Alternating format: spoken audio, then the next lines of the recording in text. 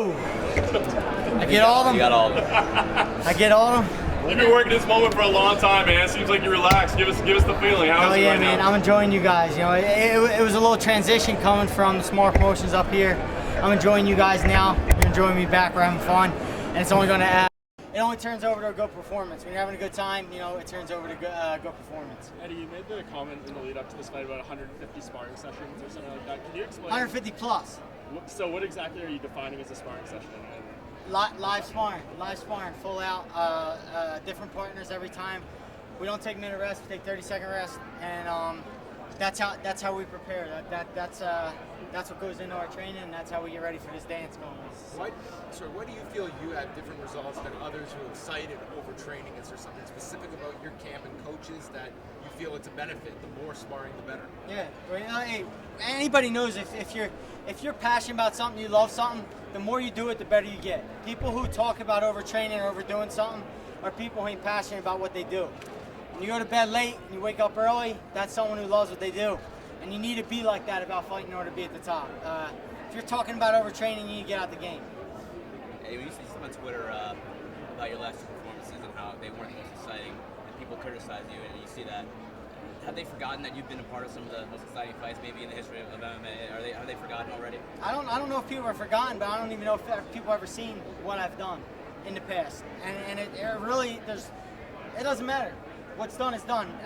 Whether I did it last week or whether a year ago, what's done is done. What's important is the time is now, and it's important to keep changing. When people think I'm a brawler, I come in intelligent. People think I'm fighting intelligent and safe, I come in brawling. I keep people thinking, keep people guessing. That's what the game's about. Frankie Edgar's obviously fighting at 200 around the same time as you. How good was it for you to have the ability to train with him and both of you sort of having a fight around the same time? Unbelievable. I think we were like kids again, man. It was like I was my first MMA fight, training for my first MMA fight. The competitiveness in the room, me, Edson, Marlon, Frankie, and the whole crew. The competitiveness in the room is high. The stakes are high, and everybody's excited. It was one of the best training camps I've ever been involved in. You had trained there previously, but was being back in Philadelphia part of the rejuvenating process for you? Absolutely. Just being around my wife and kids on a daily basis, it gives me a break in my day. When I was out in Florida by myself, it was, I think it was like too much. It was fighting all day long. I had nothing to look forward to. Couldn't lay in the pool, have my kids smack me in the head to wake me up in the morning. There was a lot of normal things that went on that just were taken away from me, and they get weighed on me a little bit. And now I can act like a normal person. I think you need to be at peace to go to war, and I think in order for peace, you need some war. So they need each other.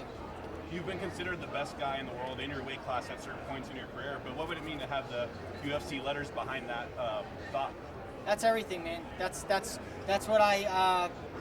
Since 8 years old, walking down the street with 4 boxing gloves in my hand, knocking for a friend to maybe someone could fight me.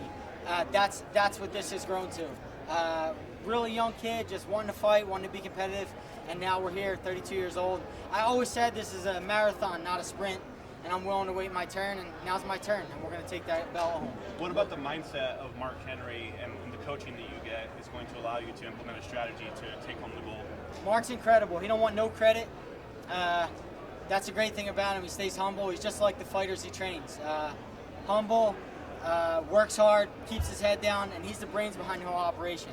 When I get this belt on Thursday, most of it will be because of Mark Henry and because of his brains and intelligence behind this vessel going out there and just doing what he says. Eddie, Will Brooks has mentioned you recently in a few interviews. Is he a guy that's on your list? Is he a guy that you think could run it down the road? No, I don't care about Will Brooks.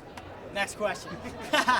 Tell us a little bit about RDA. How do you see him, obviously, as the champion? Do you see him as a guy who's dangerous and dominant in that cage? A lot of people are saying he might be one of the best guys, in the UFC with the skill set that he has and the experience that he has. I agree. RDA is a dangerous opponent, great competitor. He's done amazing things. You can't deny what he's done. And he's done it against top competition. I look up to him. I think he's a great opponent. But I'm the best lightweight in this division, and I'm here, and this is my time. And regardless of what he's done in the past, he hasn't fought me yet. He has not fought a guy like me. Has not fought a style like me. And the guys who have beaten him were were versions of me, just not as good. You've said that RDA has a style that could bring out the best in your style. I mean, what is it about him that you think lines up to make this be an exciting fight? I think it's his aggressiveness. I think when I was beat in the past, most of the times I was beat with intelligence. When guys got aggressive with me, it just got bad for him. So he's one of them guys who are aggressive, he's mean, he likes to come out and get in your face and show you who's boss. And I'm just not the guy to poke at and do that to. So I'm looking forward to that. I'm looking forward to being in that and enjoying this fight. A lot of people say he's the best pressure fighter in MMA. What would your response to that statement be? I don't know. Maybe so. Doesn't matter. This isn't his dance. I didn't come here to do what RDA wants to do. He's going to dance my dance. We're going to fight my fight, and I'll be the boss on Thursday night, and I'll come home with that belt. Do you have a backup plan if he doesn't dance, he dance? I mean, obviously, it looks like he will, but if he doesn't come out there and doesn't push the action against you and does sort of take the road that a lot of other fighters have against you, do you have a backup plan, and how will you deal with that? My number one asset is my ability to adapt. You guys see me. I fought with a damn near broken leg. I fought with closed eyes, broken orbitals, fought full rounds all the way out. I've got knocked out 10 seconds into a fight and fought 5-minute rounds. I have the ability to adapt under terrible situations, under different situations. I can fight different fighters. When the time comes, I'll adapt and trust my instincts, and I'll do what I have to do.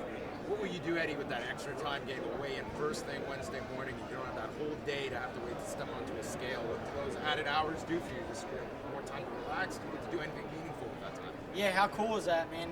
USADA stepped up big time. We're getting another 8 hours, maybe another 25% of recovery time added on to the athlete's time. It's incredible.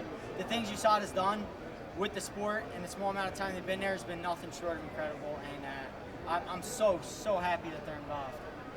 I pride myself on being drug-free. I've always been that way. I tell my kids the same thing, and they do nothing but good for the sport, and I hope it continues.